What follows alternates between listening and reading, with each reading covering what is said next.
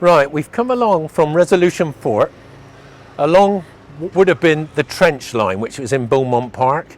This road now would have probably been on the trench line, the ditch that was outside the walls that went up in the early days of the Civil War in Plymouth. We're in Gaskin Street, which was over there.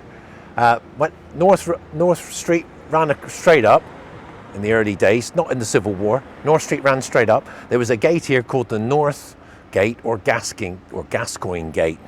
It was another connection with the Civil War because to the left of it, Terror Fort was thrown up, another fort to protect the gate. So you had Resolution Fort, you had a spur somewhere in between, a small fort or a fortlet thrown up, all of earth in the early days of the Civil War.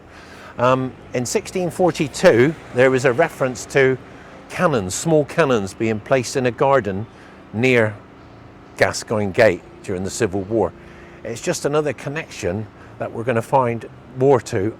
Went all the way around Plymouth during those early days of the war.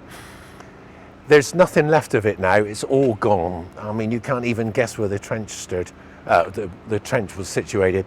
But here with Gascoigne Street, there was another drawbridge, and there's references to the drawbridge and the ditch from the time of the Civil War.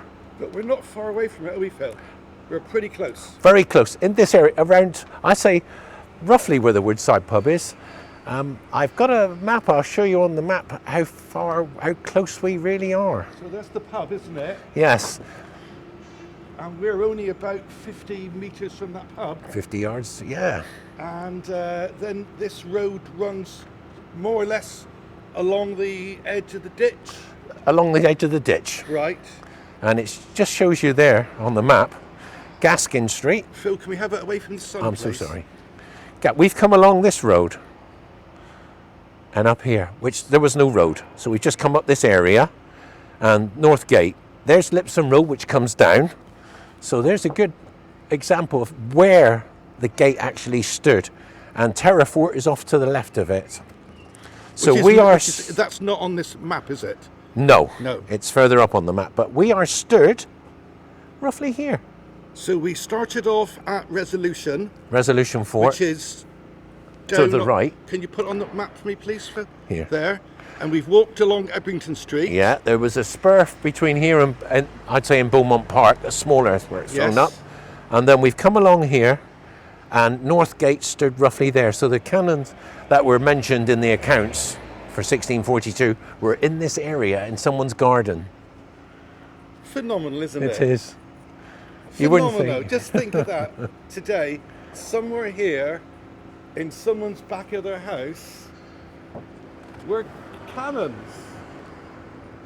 Never used. Defending Plymouth.